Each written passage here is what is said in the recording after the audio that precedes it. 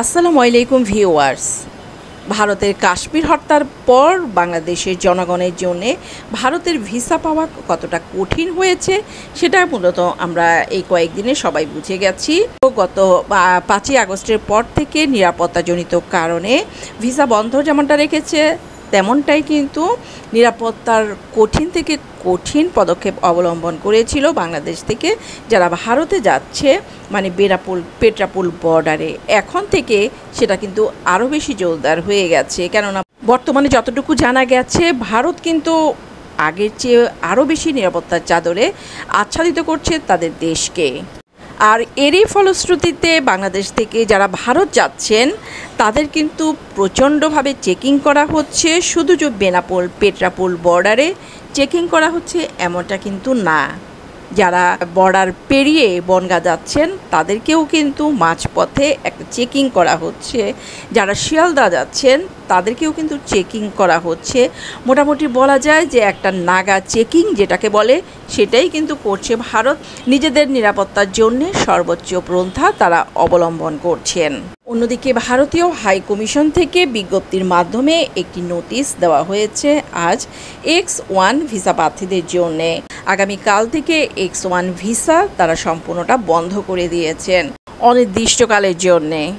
এই ভিসা মূলত ভারতীয় বংশোদ্ভূত ব্যক্তিরাই পেতেন যাদের OCI কার্ড ছিল না।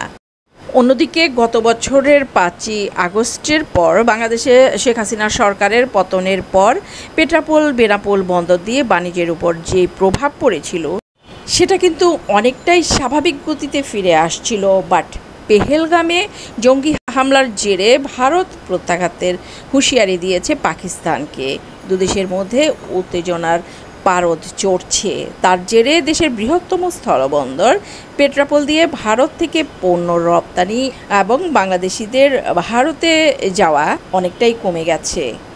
এর কারণ হিসেবে সীমান্ত বাণিজ্যের সঙ্গে যারা যুক্ত আছেন তারা বলছেন ভারত পাকিস্তানের মধ্যে উত্তেজনা যে হারে বাড়ছে তাতে করে বাংলাদেশ এবং ভারতের মধ্যে কিন্তু আমদানি এবং রপ্তানি বন্ধ হয়ে যেতে পারে।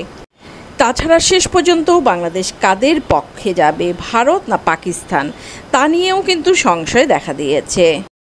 গত আগস্ট মাসের পর থেকে এমনিতেই বাংলাদেশ থেকে ভারতে যাওয়ার লোকজন কিন্তু অনেক কমে গেছে।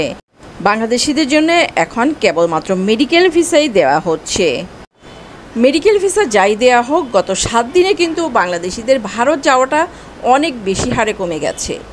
কেননা বাংলাদেশ থেকে যারা ভারতীয় মেডিকেল ভিসায় যাবেন ভারত, তাদের মধ্যেও কিন্তু একটা আতঙ্ক ঢুকে গেছে।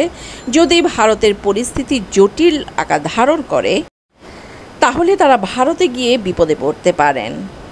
আর যারা কাশ্মীর হত্যার আগে ভারত গিয়েছেন চিকিৎসা করাতে তারাও কিন্তু বেশ চিন্তিত। এখন দ্রুত চিকিৎসক দেখিয়ে যত তাড়াতাড়ি দেশে ফেরা যায় সেই প্রহরী তারা গুনছেন। ভালো থাকবেন সবাই, আল্লাহ হাফেজ।